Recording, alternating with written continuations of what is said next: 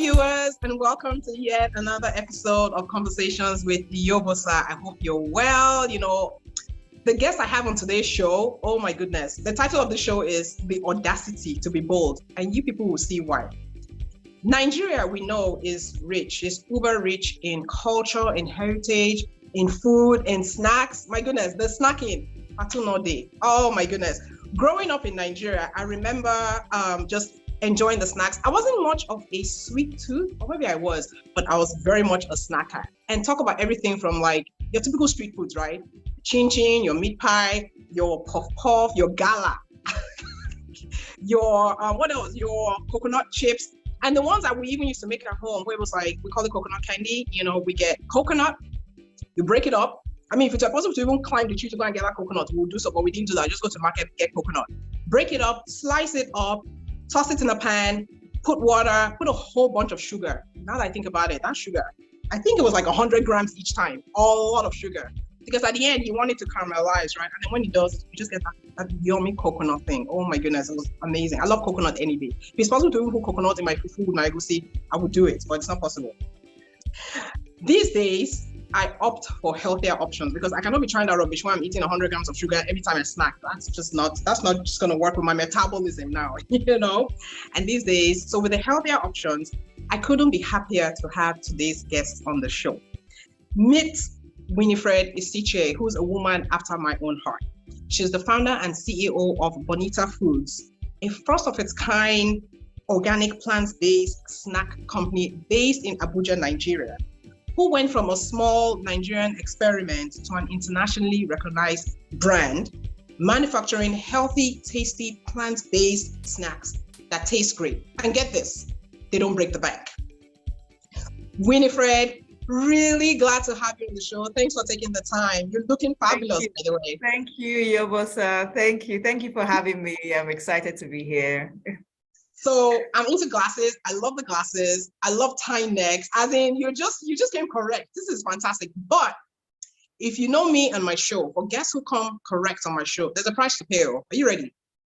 Okay, go ahead. You have to sing the chorus of your favorite trending Afrobeat tunes. I hope you can sing, even if you can't sing, but you have to. It's a condition. That one's easy. I'm kind of loving Davido's. I'm unavailable these days. I'm unavailable. They know they see me. I just can't do the hand thing, but Oh, you can't do that. I know, right? I'm unavailable. They know they see me. They just miss me with any stress, too much stress. Right. The song resonates. It really resonates. It resonates. If someone's trying to stress you, I have to say, hey, I'm unavailable. If someone's trying to put something for a garage, I'm unavailable. If someone's adding, if you're not adding value to my life, I'm unavailable. It's quite. Yes, that's fantastic. Thanks for serenading us. Okay, so let's really get to know you intimately, right? With a bachelor's in accounting and economics and a master's degree in financial engineering, you worked in corporate finance there in Nigeria for about 10 years. Then you left corporate finance and you leapt into the CPG industry. Viewers, for those who don't know CPG stands for Consumer Product Goods Industry. You jumped in headlong with zero experience. And not just this, you opted for healthy snacking solutions. This is what I call risky and bold. Risky in that you could have easily just said, oh, you know what, let me just start making plantain chips, because plantain chips is known, right? It's a known street food. You decided, okay, let me go the healthy option, which I'm kind of like, again, risky. What was the catalyst for this? So, Yobosa, I have to be honest with you, I'm an accidental entrepreneur. I didn't have a lot of it figured out when I started. It was, I really started something Bonita Foods born out of frustration. Like you mentioned earlier, I love snacking. I'm a snack connoisseur of sorts. So, you go to my fridge, there are all sorts of snacks. I go abroad, I'm always on the snack aisle looking for what's interesting, what's new, what's coming out, what's new. I really liked innovative options that you see abroad. And circa 2015, 2016, I was pregnant with my my first son, looking for healthier options. And that's when it really dawned on me then, because, with the first child, you're kind of conscious about what you're eating, what's going in there, all that sort of paranoia. That's when it really dawned on me that there's a huge, very limited options here in Nigeria. It's just a sharp contrast to what you see abroad. You mentioned street food, those kind of things that we grew up with, coconut candy, plantain chips, nice to eat on the streets. But when you're looking for packaged snacks ready to go with shelf life, shelf longevity, I wasn't really seeing that. What I was seeing is what we grew up with, those products packaged in very basic plastic bags, right? Shoulder to shoulder with international brands. So the fancy snacks were mostly imported. Yeah. But with what's going on in Nigeria, increasingly out of reach for the average Nigerian, those imported nuts. And so, I mean, it just stark reality that we had very limited options then. I started thinking to myself, I'm pretty good at creating stuff. I love to use my hands. I'm pretty creative in that direction, in that area. Why don't I try stuff? And just like you said, you love coconuts. I love coconuts. The benefits of coconuts, good fat option, fat fiber, fiber load. So it was one of the first things that I played with. At the time, I was working in the power sector and the transmission segment. So, I would take these creations, whether that was the coconut candy that you mentioned, or what eventually became our pioneer product, coconut flakes. I was taking them to my colleagues. They were my initial guinea pigs, giving me feedback. They loved some, they hated some. I mean, very quickly, I saw that I was onto something just because of the reception to those products. And I think, in being bold, as you mentioned, I started to long to try to see whether there was something else for this product, beyond, the colleague feedback. What could the market say about this? And as you said, the market was all about plantain chips. So if you were trying to go into snacks, you'd be looking to do plantain chips, very easy, very basic, very vanilla type products. No combinations, very simple. You don't need a lot of custom consumer education. No variation. There's ready market. Yes, because with new products, actually, as we will come to later on, I found that there was an uphill battle with dealing with the procurement managers. What is this? What is this product? People aren't going to buy it. They don't know. So there was that aspect of it. But like I said, it was just really a curiosity about how the market could take this that led me to stock in one store. And then the feedback was, oh, wow, because I stocked maybe 5 or 6 packs in the store. And by evening, we got called that I need more of those. And remember, this was something that was being done in my kitchen. So my housekeeper and I were basically churning out a few bags. So getting that call that day was like, we have no raw materials. Right. And you want to be careful how you come across to those people, because they're thinking, I thought you were a serious business. So, whereas it was really just an experiment. So that was really the start of, we then had to talk big. Oh, we'll have some for you by tomorrow. And then scramble that night, try and get some. Look for where we can get a couple of bags of coconuts just to keep it going. But that's really how it started. Was that frustration from my immediate market that led me to experiment. My colleagues provided a good landing for us in terms of initial feedback. And then just that curiosity about how the market could receive us led me to go try it out. And very quickly, I found that, with no CPG experience, I did have strong financial background and quite a good operational background. So that provided a sort of basic preparedness to even run a company. So it wasn't from zero knowledge. At least the sort of putting the structures in place, initial sort of controls, those things I was able to do a little bit easily because of the background that I had. Yeah. Wow. No, you know how sometimes, the saying goes that sometimes, or maybe most times, events come to your aid, right? A lot of these, and if you just take a step back, a lot of the products or services or whatever it is that we enjoy today, right? Is that necessity is the mother of invention. Exactly. Yeah. So this is this is similar to yours. You're like, you know what? I'm pregnant. I need healthy options. What's out there? Not much. Okay, what can I do about it? What Right? can I do? Yeah, what can I do about that? Okay. So what can I do about it? Zero experience. When I say zero experience, yes, you had the operational know-how, you had the finance know-how, which is fantastic for any business, right? I mean, that's the main bane of running a business, right? Is how do you run it? How do you know your finances? Do you know what your break-even costs are and all of that? Absolutely. So you know all that. But with zero CPG knowledge, right? Or experience. Absolutely no experience. And I'm sure at the time when you leapt into it, people thought you were crazy, right? Oh, I mean, they still do. Oh, My mom, they've always been naysayers. And I think that one thing that has helped me has been the support of my husband. Okay. Really, he's actually been a believer from the beginning. But I also kind of shielded myself from the negative people that said I couldn't do it. But what I found is, success kind of proves it, brings them around, and that's how it has been for me. Maybe because of that unbelief I wasn't trying to sell to family, I wasn't trying to sell to friends. I strongly believe that if this was going to be successful, the market will speak. So I wasn't trying to run a friend and family business. I was trying to do products that was, that was sound, that market needed and the market wanted. And for me, if I didn't have that traction in the market, that's feedback I wanted to take in, and maybe these products weren't good. Testament to the fact that sometimes it takes the market to respond, and then your loved one, those naysayers come around. So, but it must have been initial tough days for you. And when I say that, because right now, Bonita Foods is a Meta recognized, guys, Meta, aka Facebook, a Meta recognized African innovative brand. So that speaks volumes. Kudos to you. But I know initial days must have been very tough in terms of business strategy, how to scale the business, even with funding. So just walk us through just like those initial days and how you how you navigated those initial first days.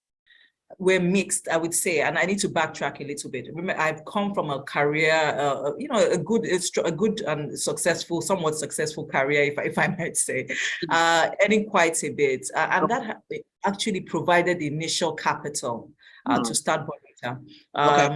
I was working in a UK funded program, earning in FX, so just to put in context. There was a good earning in pounds. This is it. I mean, hey, this is nice. So there was a good buffer to start up. And when I look back, I think that was important because, going into an industry where you have zero experience, there's so many mistakes, wrong machines, but, just so many things went wrong. And that initial capital was helpful to continue the business. I will also say that, sometimes you make some mistakes and you want to give up. That initial capital was helpful for me to say, keep pushing through. You have a little bit more to put cushion. A little bit more of a cushion. Yes. So from 2017, it started off as a part-time business. I was still working my full-time job until 2019, when I really decided to go full-time. And so, of course, with that came scaling the operations, more people. Scaling comes with bigger mistakes as well. And it became important in 2020 to raise some external capital. That capital allowed us to move from a smaller type factory to a bigger, nearly 1,000 square meters warehouse. So it's a modest sized factory, allowing us to produce 24 hours, work with about almost 100 staff on the factory at the same time. So that's a good size factory for the brand. And we raised some capital from an angel VC company, Consonance Fund Consonance Capital in 2020. That allowed us, like I said, to expand, increase our distribution vehicles, and also just do more with advertising. Just be more aggressive. Promotion. And one thing that is important for a CPG brand is working capital, because for us, we are mostly extending capital. We're mostly extending goods to retail chains, national chains, regional credit, chains, right? Yeah. Credit. So to keep that cycle going, You have 30 to 60 days for your receivables come in, and you're mostly paying your community of farmers, cooperative of farmers almost immediately. So you have a significant mismatch of funds that definitely needs to be funded somehow, whether by the bank or whether some other source of. Somehow, exactly, yeah. Absolutely. And the thing is, as you grow, especially for challenger brands like us, where the growth is faster and perhaps a bit more unpredictable or unforeseen, you want to be able to keep going. You don't want to have to wait till your capital comes in before you restock, because then you're having empty shelves. So there's a bit of a process to this whole scaling thing that we faced. Ultimately, it's been a steep learning curve, completely different world for me, coming from finance, central bank, power. But it's been an exciting journey, interacting with the sort of people that we've interacted with.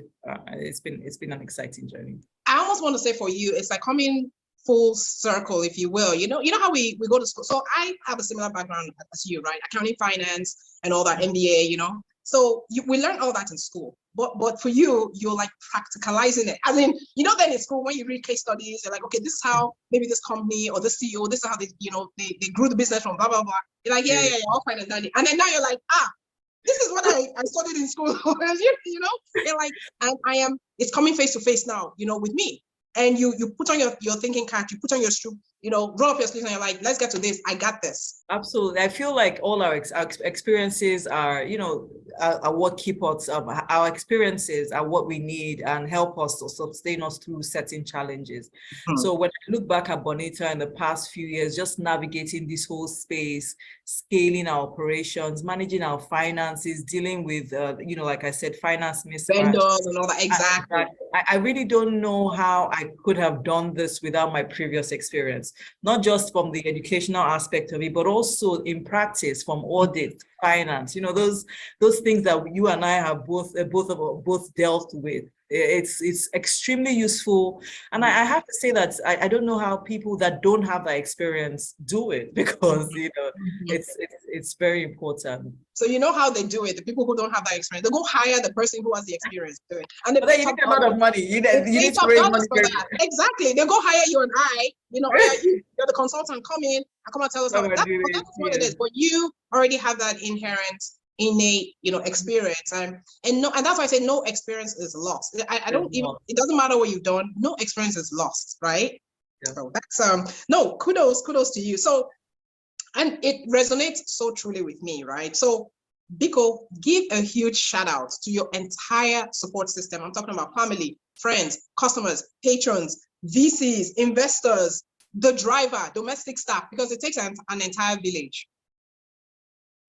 Yeah, I mean, as a woman in a highly demanding industry, it does take an entire village. I have 3 young kids, and it's important that we strike that balance with work. It's demanding at work, and it's also demanding at home. It takes a village. Yeah. So what I have found works for me is making sure that I have the right people on both fronts, because I forget who gave the story about glass balls and plastic balls.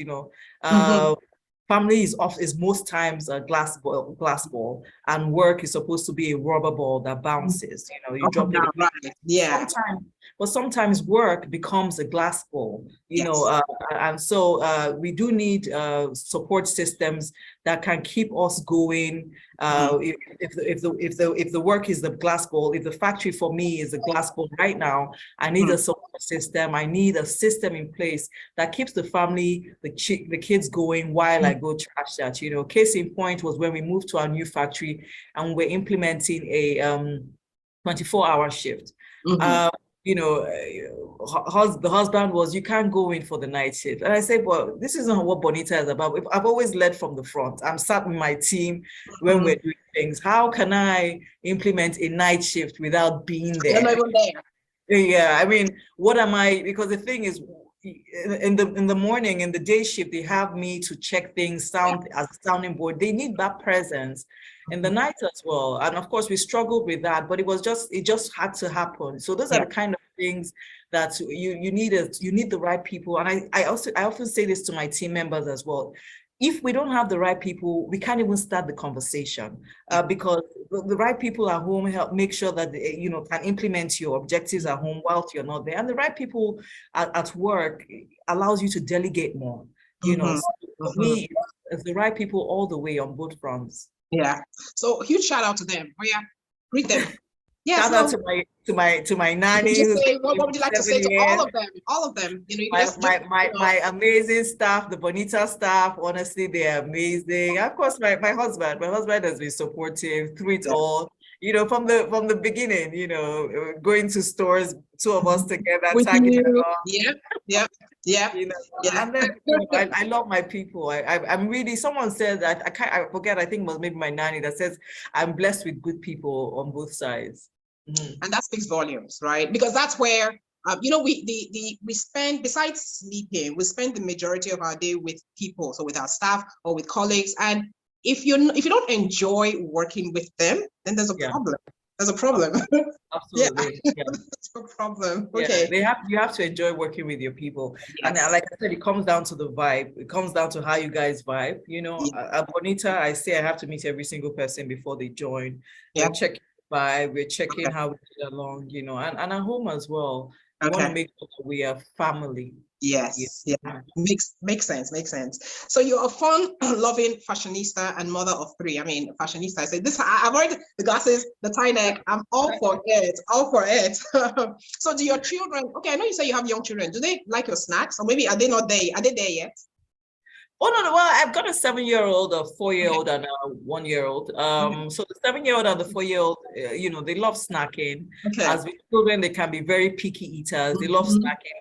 They like coconut chips. They identify our products and they say, "Mommy," what they do like actually is the product development stage. So oftentimes when we're working and we're constantly they know the product development bags, how they come. So they're like, something new, and they like to give their feedback. So we're constant. They look forward to those trials. I mean, some are like epic fails. They'd be like, "Mommy, this is awful." Children are just honest. They just tell you. They will be like, "Oh, no, this is terrible." So I mean, they like snacking. They like our coconut chips. What my kids actually like is peanut butter and coconut chips with our coconut. So it's like blend of peanuts, butter, and coconut chips. They really like that. They really like that combination. So sorry, go ahead. Oh no, go ahead. Yeah, they like that. And there's another pineapple coconut cashew cluster that we have that's also a favorite here. Okay. Yeah. So it's funny. So I hear the mutual friend that connected us together, I hear he was raving about your coconut. He was like, "Yo, sir, you gotta taste this coconut chips." It's like, so die for Bonita Foods. Are you kidding? So I told him, Amo, if you're watching, and I'm sure you're watching, you better be watching.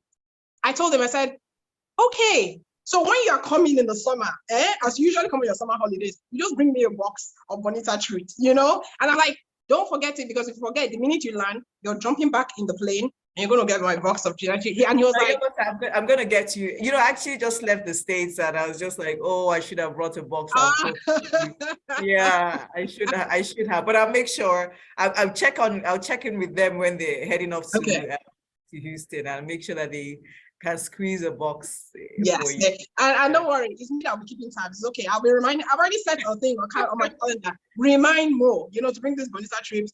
We'll do you a variety box. Looking forward to it much.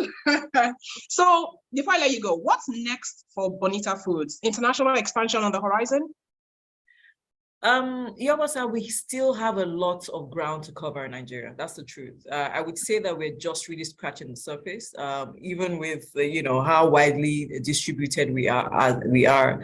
There's a lot of room for us to expand in Nigeria, and that's what we're focused on in the short term, which is covering more ground, cementing our vision to be the number one healthy snack brand in Nigeria for that, for this market. And then beyond that, I know people talk a lot about expanding to the US and Europe. We are more focused on regional Pan-African domination. Yes. It's very unpopular. It's not the way that most brands want to do things, but I want to explain why. the US market, the European markets are the major demand generators of healthy snacks. So there's a saturation of healthy snacks in these markets. Already. Okay. Yeah, it's so saturated. And think about our competitors are raising millions and millions. I mean, they're like super well funded. Like super well funded, super well funded to go into the Walmarts and to so I understand their attractiveness to go and earn dollars in America, but when we sit down and drill about how competitive the market is, how saturated the market is, and how there's a little bit of a slowdown now in that growth, it makes sense to think about the African market, which, when we think about Bonita, we think about millennials, people that are moving away from the incumbent brands and want more excitement. So our demographic is probably about 400 million, 500 million people in Africa, if you think about it, right? That's a huge market. It's a huge market. And I imagine that as that market begins to get more saturated, they're going to be looking to the PepsiCos, the Frito-Lays are going to be looking to this market as well. So I think it's an opportunity for us to position as a brand of choice in this category on the continent. And before those ones come in, you're right. No, you see, so strategy, vision. You're putting I like this. This is like you're putting your business sense to work. You're like, why go to a market that is already like super saturated when there's a ready market, right? For us, not only here in Nigeria, on the African continent, so why not? Africa is a difficult country to get around. That's the first thing. So, I'm sure you often hear that it's easier to get to the continent, right? Yeah. It's easier to get to Europe and than to get to some of these countries. Yeah. So, to begin with, we need to solve for the logistics. Infrastructure. And to be honest, that's what we've been working on, this year as well. Thinking about routes, how could we get our products to Ghana easily? Yeah. But with focus, because like I said, we don't want to put ourselves in different directions. There's a huge market that we need. There's this huge ground we want to cover. In Nigeria, we don't want to create a category, create a market, and then leave it for other people to fill. So we want to cement this place first, and then once we have that excess capacity, go to our neighbors. And so just on the side, we're working through how could we get goods easily to Ghana in 2 days? The road network isn't great. But what sort of shipping routes? What alternative? Exactly. Yeah. Because oftentimes you might have containers coming from Europe, stopping in Nigeria, getting onto. So we want to follow those routes. Yeah. And map out how easy it will be to work to get your goods to yes. But it's doable. It is doable. You just have to figure it out, right? And then there's the opportunity for those for companies or investors in the infrastructure space, right? Because it's like, okay, how can we work together to create more seamless logistics? Absolutely. Capabilities. So it's exactly. It's huge. Okay. I kid you not, like seriously, before I let you go, this is the last question. What advice would you have for anyone who's looking to pivot in their careers? I would say it's never too late. It's never too late to invent yourself. It's never too late to change, to determine how you want people to see you. It's never too late to redefine yourself, whether that's in your 20s, 30s, 40s, 50s. I find it so interesting that, we come out of university and we're expected to have this thing all figured out. You come out of university and you're expected to stick to a career, to stick to the subjects that you studied when you were a teenager, when you graduated at 20. This society is boxing people into things, and we are constantly evolving as individuals. What I like in my 20s, I thought I'd be a finance, I'll be at the top of a finance company, CFO.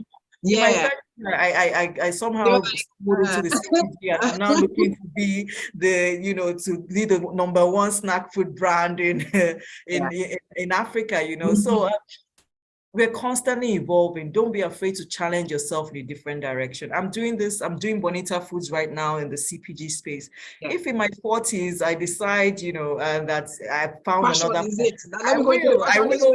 Yeah, we can be many things. We can wear many different hats. So and life is as exciting as we make it. That whole learning curve that we face and that we expose ourselves to, that's what also keeps us youthful and interesting. So we should all continue to try new things and challenge ourselves in different directions. You never know where you get to with it.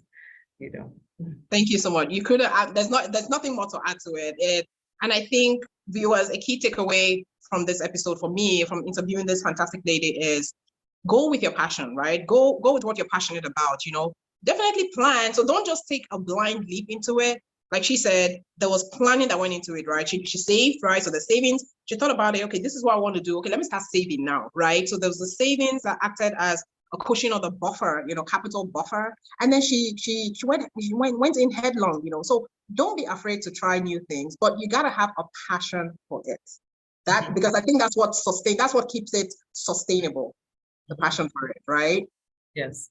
And also as success comes, you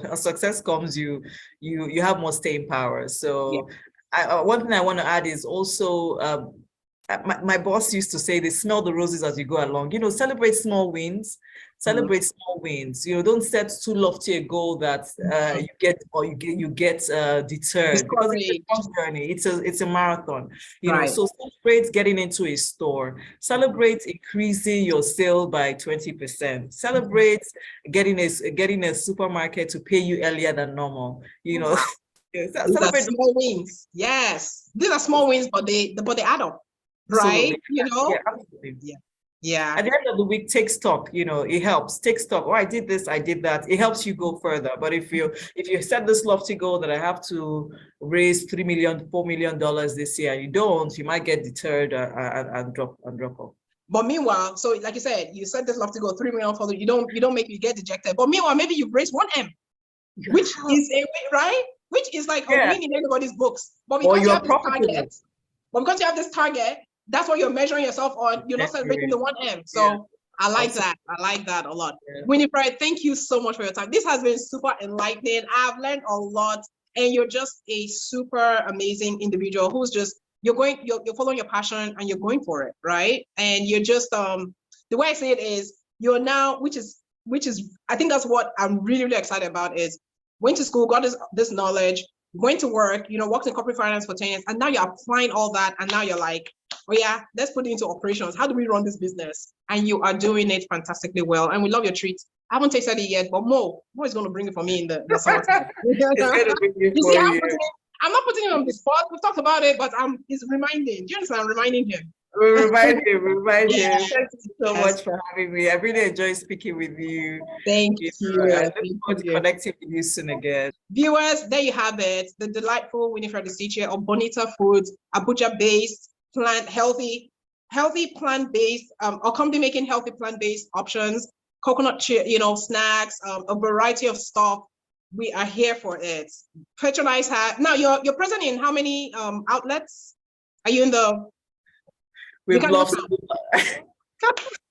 I mean that the number is changing every day. Every Wednesday is a business development day. So the number changes. Every single rep, every single person, me inclusive, is supposed to bring a new store or something. So it changes. Okay. I'd say north of close to 1,000. Okay, so guys, as in, there's no excuse not to run into Bonita, food snack in whatever store you shop at. So look out for it. Patronize her. Her Instagram handle is going to be running down on the bottom of the screen. Let's follow them. They are doing fantastic, amazing things. So onto the next episode of my show. If you've not subscribed, you see how I pause them because I don't know what you're waiting for. Go and subscribe, please. You'll miss out on this kind of like caliber of people. Subscribe, share, and like the link. These are the types of things I bring on my show to just show us and remind us that it is possible. And Africa, by the way, there's a huge potential there. Like everyone we should tap into it. We need people, right? We need people like Bonita Foods. We need infrastructure, entrepreneurs. We need like companies. Let us get to work. There's a huge, huge market there yet to be untapped. So until the next time on my show, I say you stay safe and have a super sparkly week now. I'll see you next time. Bye.